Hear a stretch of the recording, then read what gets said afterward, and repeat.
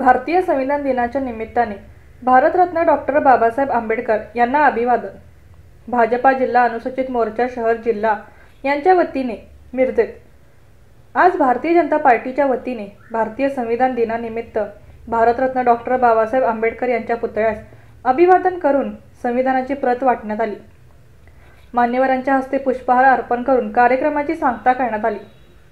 यावेळी प्रमुख उपस्थिती भाजपा प्रदेश सदस्य नगरसेवक पांडुरंग कोरे, जिल्हा शहर अध्यक्ष दादासाहेब कांबळे, मिरज शहर अध्यक्ष अनुसूचित मोर्चा दत्ता गेजगे, जयगोंड कोरे, रुपाली देसाई, सुशील बनसोडे, राजेंद्र नातू, लाला पवार, महेश फोंडे, भाजपा मिरज शहर अध्यक्ष विक्रांत पाटील, जिल्हा चिटणीस अरविंद करडे, ईश्वर जनवाडे, दीपक अडसुळे, लक्ष्मण जावीर, दीपक एवळे, रवी बनसोडे, प्रकाश गायकवाड।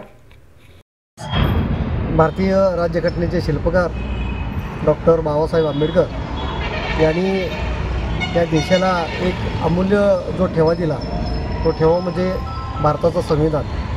आणि तो संविधान लिहिलं आणि तो लोकसभेकडे किंवा या देशाकडे जर प्रस्तुत केलं, तो दिवस म्हणजे 26 नोव्हेंबर 1949।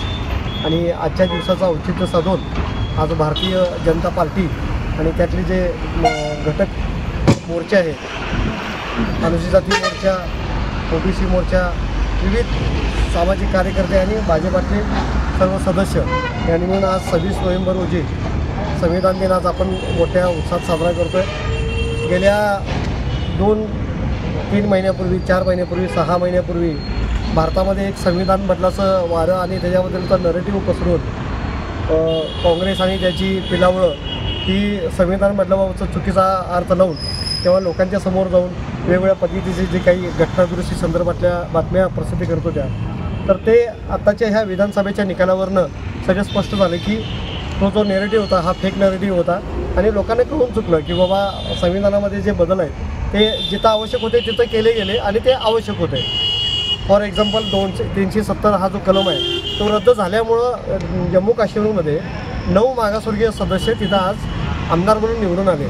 यापूर्वी असा कुठलाही भेदभाव कुठल्याही राज्यामध्ये केला जात नव्हता, पण जम्मू काश्मीर हे एक असं राज्य आहे की तिथं मागासवर्गीयांना बरोबरीचं स्थान मिळत नव्हतं। पण देशाचे पंतप्रधान आदरणीय नरेंद्र मोदी यांनी तो 370 कलम हटवल्यामुळं तिथल्या मागासवर्गीय लोकांना आज बरोबरीचं स्थान मिळालं। त्या विधानसभेमध्ये आज आपला हक्क मांडायला, लोकांचे प्रश्न मांडायला आज हक्क मिळाला।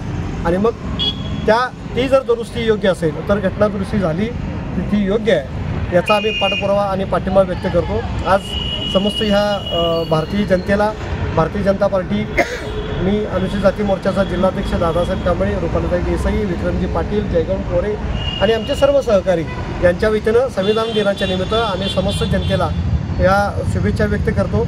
आणि हे संविधान जपलं जाईल यासाठी आम्ही शपथ घेतो।